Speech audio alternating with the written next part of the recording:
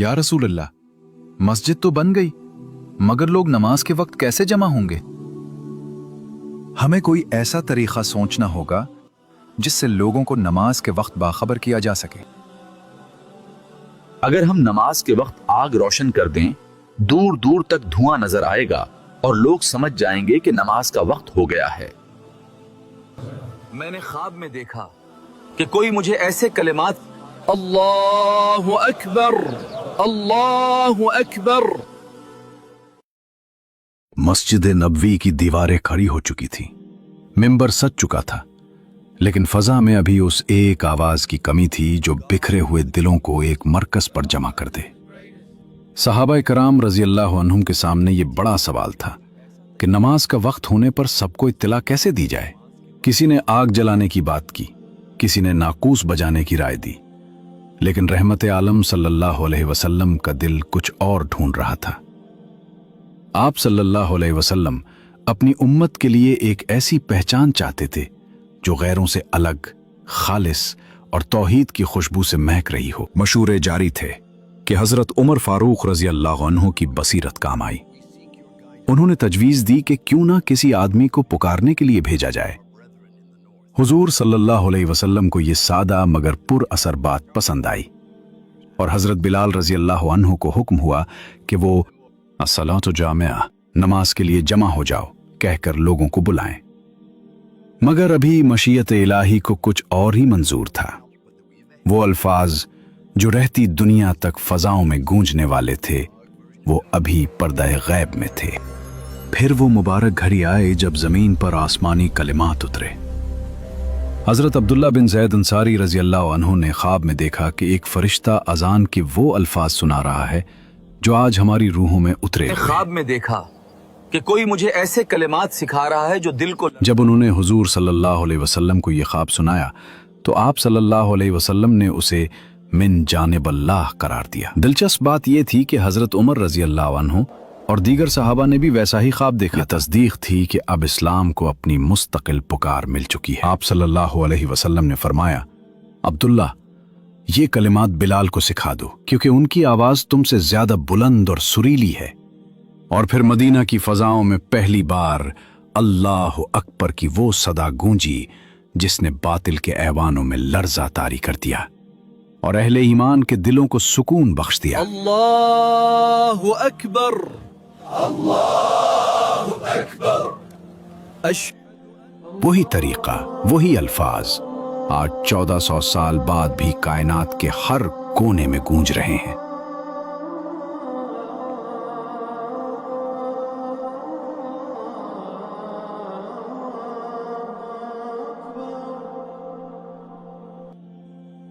पहली हिजरी के वाकयात में से हजरत सलमान फारसी के इस्लाम लाने का वाकया बहुत अहम है। ये फारिस के रहने वाले थे। उनके आबा और जदाद बल्कि उनके मुल्क की पूरी आबादी मजूसी आतिश परस्त थी। फारिस की जमीन मजूसियों का घर और एक बाप जो अपने बेटे को आग का खादिम बनाना चाहता था। ये सलमान फारसी रजी अल्लाह अन्हु थे जिनका दिल लकड़ियों की इस आग से नहीं बल्कि हक की तड़प से जल रहा था। वो अपने आबाई दीन से बेजार हुए और सच्चे खुदा की तलाश में घर से निकल पड़े।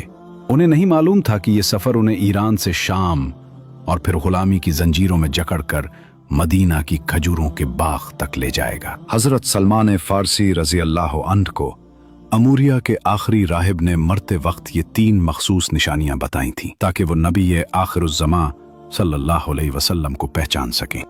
ऐ सलमान, इस आने वाले नबी में 3 निशानियां होंगी। पहली निशानी, वो सदका नहीं खाएंगे, यानी वो माल जो अल्लाह की रजा के लिए गरीबों को दिया जाए।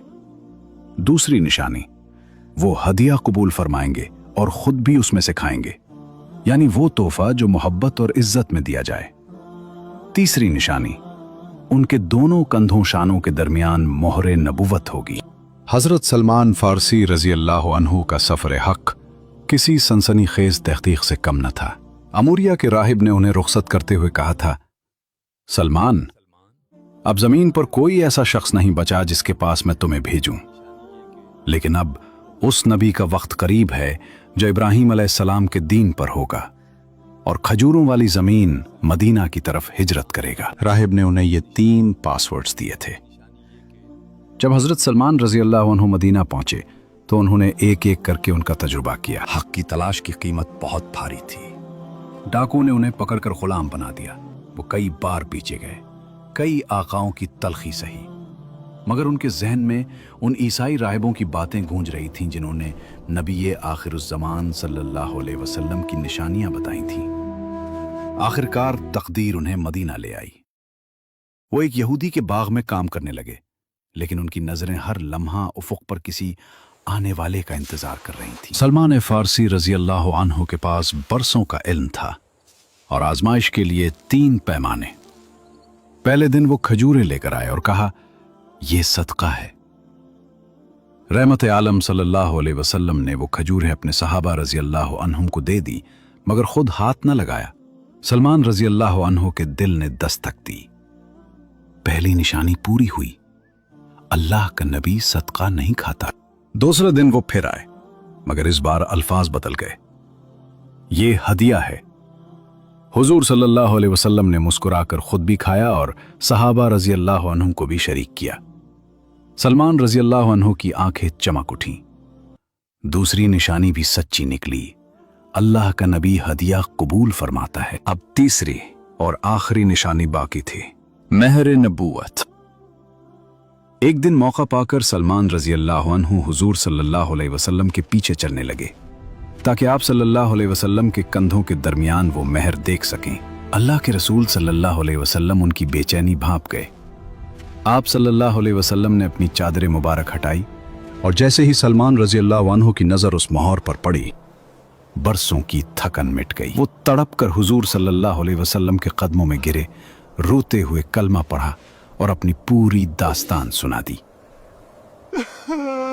एक शहजादा जो गुलाम बनकर आया था, आज कायनात के सुल्तान सल्लल्लाहु अलैहि वसल्लम का जान निसार बन गया। मक्का के वो ताजिर, मुहाजिर और शहजादे जो कभी महलों में रहते थे, आज मदीना की गलियों में बेसर और सामानी की तस्वीर बने बैठे थे। ये सिर्फ गुर्बत नहीं थी, बल्कि अपने अहलो अयाल से जुदाई और परदेस की वो तन्हाई थी जो इंसान को अंदर से तोड़ देती है। अंसार ने मेहमान नवाजी तो बहुत की, मगर गैरतमंद मुहाजिरीन किसी के सहारे जीना नहीं चाहते थे। उनके हाथ काम करने के आदी थे, खैरात लेने के नहीं। मस्जिद नबवी की तामीर के बाद एक दिन तारीख साज फैसला हुआ। हजरत अनस बिन मालिक रजी अल्लाह अन्हु के घर में 50 के करीब मुहाजिरीन जमा थे। हुजूर सल्लल्लाहु अलैहि वसल्लम ने अंसार की तरफ देखा और एक ऐसा जुमला फरमाया जिसने रहती दुनिया तक भाईचारे की तारीफ बदल दी। ये मुहाजिरीन तुम्हारे भाई हैं। फिर आप सल्लल्लाहु अलैहि वसल्लम ने एक एक अंसारी का हाथ एक एक मुहाजिर के हाथ में थमाया। ये सिर्फ हाथ नहीं मिल रहे थे, ये 2 खानदानों की तकदीरें जुड़ रही थीं। अंसार ने वो कर दिखाया जो ख्वाब लगता है। उन्होंने अपने घरों के दरवाजे खोले और कहा, आइए, ये आप ही का घर है। भाई, ये मेरा घर है, आधा आपका। ये मेरा माल है, आधा आपका। और कुर्बानी की इंतहा देखिए। हजरत साद बिन रबी रजी अल्लाह अन्हु ने हजरत अब्दुर्रहमान बिन औफ रजी अल्लाह अन्हु से यहां तक कह दिया कि मेरी 2 बीवियां हैं, जो आपको पसंद हो मैं उसे तलाक दे दूं ताकि आपका घर बस जाए। ये वो बेमिसाल ईसार था जिसने साबित कर दिया कि ईमान का रिश्ता खून के रिश्ते से भी ज्यादा गहरा हो सकता है। हुजूर सल्लल्लाहु अलैहि वसल्लम जानते थे कि जो लोग अपना सब कुछ मक्का में छोड़ आए हैं, उन्हें एक दूसरे के जज्बाती और रूहानी सहारे की जरूरत है। चुनाचे आप सल्लल्लाहु अलैहि वसल्लम ने इस्लाम के उन बड़े सुतूनों को जोड़ियों में तकसीम कर दिया। अबू बकर उमर रजी अल्लाह अन्ह, तलहा और जुबैर रजी अल्लाह अन्ह, उस्मान और अब्दुर्रहमान बिन औफ रजी अल्लाह अन्ह। ये महज नाम नहीं थे, ये वो जोड़ियां थीं जिन्होंने आगे चलकर तारीख का रुख बदलना था। जब तमाम जोड़ियां बन गईं तो एक नौजवान हस्ती जो बचपन से आगोश नबूवत में पली थी, बारगाह रिसालत में हाजिर हुई। हजरत अली अलैहिस्सलाम के दिल में एक टेस उठी। उन्होंने अर्ज किया, या रसूल अल्लाह सल्लल्लाहु अलैहि वसल्लम, आपने सबको एक दूसरे का भाई बना दिया, मगर मुझे किसी का भाई नहीं बनाया। आखिर मेरा भाई कौन है? अली रजी अल्लाह अन्हु का यह सवाल कोई माशी मुतालबा नहीं था, ये तो उस कुर्बत की तलाश थी जिसके बगैर उनकी रूह बेकरार थी। तब कायनात के सरदार सल्लल्लाहु अलैहि वसल्लम के लबे मुबारक हिले और वो तारीखी अल्फाज अदा हुए जो रहती दुनिया तक अली रजी अल्लाह अन्हु की फजीलत का निशान बन गए। आप सल्लल्लाहु अलैहि वसल्लम ने फरमाया, तुम दुनिया और आखिरत में मेरे भाई हो। सुभान अल्लाह। अली रजी अल्लाह अन्हु को किसी आम इंसान का नहीं बल्कि सैयदुल मुरसलीन सल्लल्लाहु अलैहि वसल्लम का भाई बना दिया गया। जिसके भाई मोहम्मद सल्लल्लाहु अलैहि वसल्लम हो, उसे दुनिया में किसी और सहारे की क्या जरूरत।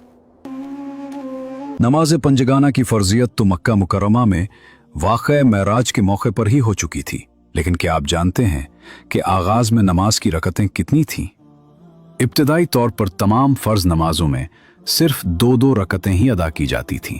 ये वो दौर था जब मुसलमान मक्का में तंगी और हिजरत के मराहिल से गुजर रहे थे। हिजरत का पहला साल जहां मुसलमानों के लिए इस्तेहकाम का पैगाम लाया, वहीं इबादत के तरीके में भी एक अहम तब्दीली आई।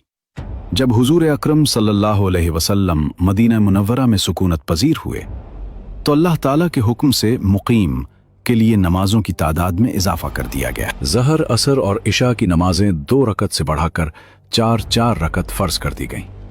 फजर और मगरिब अपनी मखसूस हिकमतों के तहत अपनी साबिक़ा हालत पर ही रहीं। मदीना में मुहाजिरीन की आमद के बाद एक अरसा तक उनके यहाँ किसी बच्चे की विलादत न हुई। इस खामोशी का फायदा उठाते हुए मदीना के यहूदियों ने एक नफसियाती जंग छेड़ दी और ये दावा किया कि हमने मुसलमानों पर जादू कर दिया है, अब उनके यहाँ कोई नस्ल पैदा नहीं होगी।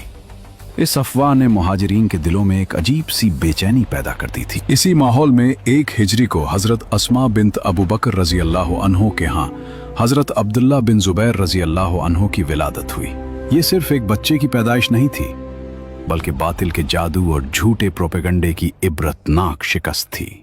मदीना की गलियों में अल्लाह अकबर के नारे गूंज उठे, क्योंकि मुसलमानों को बरसों बाद ऐसी खुशी मिली थी जिसने दुश्मनों को खामोश कर दिया था। इस बच्चे की खुशनसीबी का आलम देखिए कि पैदा होते ही बारगाह रिसालत सल्लल्लाहु अलैहि वसल्लम में लाए गए। हुजूर सल्लल्लाहु अलैहि वसल्लम ने खजूर चबाकर उनके मुंह में डाली।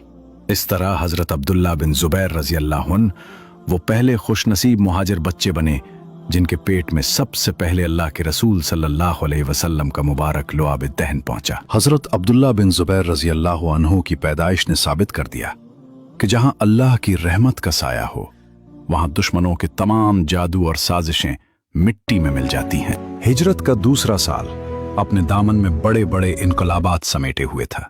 मदीना आने के बाद तकरीबन 16 से 17 माह तक मुसलमान बैतुल मुक़द्दस की तरफ रुख करके नमाज अदा करते रहे, मगर कायनात के सरदार सल्लल्लाहु अलैहि वसल्लम के दिल में एक तड़प थी, एक ऐसी आरज़ू जो उन्हें बार बार आसमान की तरफ देखने पर मजबूर करती। आप सल्लल्लाहु अलैहि वसल्लम चाहते थे कि नमाज का क़िबला वही घर बने जिसे आप सल्लल्लाहु अलैहि वसल्लम के जद्द अमजद हज़रत इब्राहीम अलैहिस्सलाम ने तामीर किया था, यानी खाना काबा को ही क़िबला बनाया जाए। चुनांचे आप अक्सर आसमान की तरफ चेहरा उठा उठा कर उसके लिए वही इलाही का इंतजार फरमाते रहे, यहाँ तक कि एक दिन अल्लाह ताला ने अपने हबीब सल्लल्लाहु अलैहि वसल्लम की क़ल्बी आरज़ू पूरी फरमाने के लिए कुरान की ये आयत नाजिल फरमा दी। क़द नरा तक़ल्लुब वजहिका फ़िस्समा फ़लनुवल्लियन्नका क़िबलतन तर्दाहा फ़वल्लि वजहका शत्रल मस्जिदिल हराम, यानी हम देख रहे हैं बार बार तुम्हारा आसमान की तरफ मुंह करना, तो ज़रूर हम तुम्हें फेर देंगे उस क़िबला की तरफ जिसमें तुम्हारी खुशी है। अभी अपना मुंह फेर दो मस्जिद हराम की तरफ। चुनांचे हुजूर सल्लल्लाहु अलैहि वसल्लम कबीला बनी सलमा की मस्जिद में नमाज ज़ोहर पढ़ा रहे थे कि हालत नमाज ही में ये वही नाजिल हुई, और नमाज ही में आपने बैतुल मुक़द्दस से मुड़कर खाना काबा की तरफ अपना चेहरा कर लिया और तमाम मुक़्तदियों ने भी आपकी पैरवी की। इस मस्जिद को जहां ये वाक़या पेश आया मस्जिदुल क़िबलतैन कहते हैं, और आज भी ये तारीख़ी मस्जिद ज़ियारतगाह ख़वास व अवाम है जो शहर मदीना से तकरीबन 2 किलोमीटर दूर जानिब शुमाल मगरिब वाक़ है। हिजरत के बाद जब तक मुसलमान बैतुल मुक़द्दस की तरफ रुख करके नमाज पढ़ते रहे, मदीना के यहूदी उसे अपनी मजहबी बरतरी की दलील समझते थे। वो फ़ख्र से कहते थे कि देखो, मोहम्मद सल्लल्लाहु अलैहि वसल्लम के पास अपना कोई क़िबला नहीं, वो भी हमारे ही नक्शे कदम पर चल रहे हैं। ये उनकी एक नफसियाती चाल थी ताकि वो इस्लाम को अपनी ही एक शाख साबित कर सकें और अपनी चौधराहट कायम रखें। जैसे ही काबा को क़िबला करार दिया गया, यहूदियों की खुशफहमी गुस्से और हसद में बदल गई। ان کے لیے یہ برداشت کرنا مشکل تھا کہ اب مسلمان ہر معاملے میں ان سے الگ اور منفرد ہو رہے ہیں۔ انہوں نے اسے مخالفت کا نام دیا اور طعنہ بازی شروع کر دی۔ देखो, आज قبلہ بدلا ہے، اگر لوگوں کے دل ان کی طرف جھک گئے تو ہماری بات کون سنے گا؟ منافقین نے بھی اس موقع پر شکوک و شبہات پھیلانے میں کوئی کسر نہ چھوڑی تاکہ مسلمانوں کے ایمان کو متزلزل کیا جا سکے۔ ان تمام اعتراضات اور نکتہ چینیوں کا جواب کسی انسان نے نہیں بلکہ خود رب کائنات نے دیا۔ قرآن نے ان معترضین کو سفہا یعنی بے وقوف قرار دے کر ان کی ذہنی سطح واضح کر دی۔ اللہ تعالیٰ نے فرمایا سَيَقُولُ السُّفَهَاءُ مِنَ النَّاسِ مَا وَلَّاهُمْ عَنْ قِبْلَتِهِمُ الَّتِي كَانُوا عَلَيْهَا قُلْ لِلَّهِ الْمَشْرِقُ وَالْمَغْرِبُ يَهْدِي مَنْ يَشَاءُ إِلَى صِرَاطٍ مُسْتَقِيمٍ، یعنی اب کہیں گے بے وقوف لوگ، کس نے پھیر دیا مسلمانوں کو ان کے اس قبلہ سے جس پر تھے؟ تم فرما دو مشرق مغرب سب اللہ ہی کا ہے، جسے چاہے سیدھی راہ چلاتا ہے۔ وَمَا جَعَلْنَا الْقِبْلَةَ الَّتِي كُنْتَ عَلَيْهَا إِلَّا لِنَعْلَمَ مَنْ يَتَّبِعُ الرَّسُولَ مِمَّنْ يَنْقَلِبُ عَلَى عَقِبَيْهِ وَإِنْ كَانَتْ لَكَبِيرَةً إِلَّا عَلَى الَّذِينَ هَدَى اللَّهُ۔ اور اے محبوب، تم پہلے جس قبلہ پر تھے ہم نے وہ اسی لیے مقرر کیا تھا کہ دیکھیں کون رسول کی پیروی کرتا ہے اور کون الٹے پاؤں پھر جاتا ہے، اور بے شک یہ بھاری تھی مگر ان پر جنہیں اللہ نے ہدایت کی، اور اللہ کی شان نہیں کہ تمہارا ایمان اکارت کرے، بے شک اللہ آدمیوں پر بہت مہربان مہر والا ہے۔ جب یہودیوں نے قبلہ بدلنے پر شور مچایا تو قرآن کریم نے ایک ہی جملے میں ان کی تمام دلیلوں کو خاک میں ملا دیا۔ اللہ تعالیٰ نے واضح کر دیا کہ مشرق ہو یا مغرب، شمال ہو یا جنوب، کائنات کی تمام سمتیں اللہ ہی کی ملکیت ہیں۔ تصور کیجئے ان 13 برسوں کا، جب مکہ کی گلیوں میں مسلمانوں پر ظلم کے پہاڑ توڑے جا رہے تھے، حضرت بلال تپتی ریت پر لٹائے گئے، حضرت سمیہ رضی اللہ عنہا کو شہید کیا گیا، لیکن حکم الہی کیا تھا؟ اپنے ہاتھ رو کے رکھو اور نماز قائم کرو۔ یہ کمزوری نہیں تھی بلکہ کردار کی وہ تعمیر تھی جس نے ثابت کرنا تھا کہ اہل ایمان انتقام کے لیے نہیں بلکہ صرف خدا کی رضا کے لیے جیتے ہیں۔ ہجرت کے بعد جب مسلمان مدینہ پہنچے تو دشمنوں کا غصہ ٹھنڈا ہونے کے بجائے جنون میں بدل گیا۔ اب صرف قریش نہیں بلکہ پورا عرب اور مدینہ کے سازشی گروہ اس چھوٹی سی بستی کو مٹانے کا عزم کر چکے تھے۔ مٹھی بھر مسلمان، بے سر و سامانی کا عالم، اور چاروں طرف سے تلواروں کی گونج۔ اب سوال صرف تبلیغ کا نہیں بلکہ مسلمانوں کے وجود اور توحید کے مرکز کے تحفظ کا تھا۔ تب آسمان سے وہ تاریخی حکم نازل ہوا جس نے تاریخ کا رخ بدل دیا۔ اللہ تعالیٰ نے فرمایا اجازت دی گئی ان لوگوں کو جن سے جنگ کی جا رہی ہے، مسلمانوں کو یہ اجازت دی گئی کہ جو لوگ تم سے جنگ کی ابتدا کریں ان سے تم بھی لڑ سکتے ہو۔ یہ تلوار اٹھانے کی اجازت کسی پر قبضہ کرنے یا خون بہانے کے لیے نہیں تھی بلکہ ظلم کا ہاتھ روکنے اور انسانیت کو امن دینے کے لیے تھی۔ بہرحال 2 ہجری میں مسلمانوں کو خداوند تعالیٰ نے کفار سے لڑنے کی اجازت دے دی، مگر ابتدا میں یہ اجازت مشروط تھی، یعنی صرف انہیں کافروں سے جنگ کرنے کی اجازت تھی جو مسلمانوں پر حملہ کریں۔ مسلمانوں کو ابھی تک اس کی اجازت نہیں ملی تھی کہ وہ جنگ میں اپنی طرف سے پہل کریں، لیکن حق واضح ہو جانے کے بعد چونکہ تبلیغ حق اور احکام الہی کی نشر و اشاعت حضور علیہ السلام پر فرض تھی، اس لیے تمام ان کفار سے جو انات کے طور پر حق کو قبول کرنے سے انکار کرتے تھے جہاد کا حکم نازل ہو گیا، خواہ وہ مسلمانوں سے لڑنے میں پہل کریں یا نہ کریں، کیونکہ حق کے ظاہر ہو جانے کے بعد حق کو قبول کرنے کے لیے مجبور کرنا اور باطل کو جبراً ترک کرانا یہ عین حکمت کی صلاح و فلاح کے لیے انتہائی ضروری تھا۔ حضور علیہ السلام اور آپ کے اصحاب اپنا سب کچھ مکہ میں چھوڑ کر انتہائی بے کسی کے عالم میں مدینہ چلے آئے تھے۔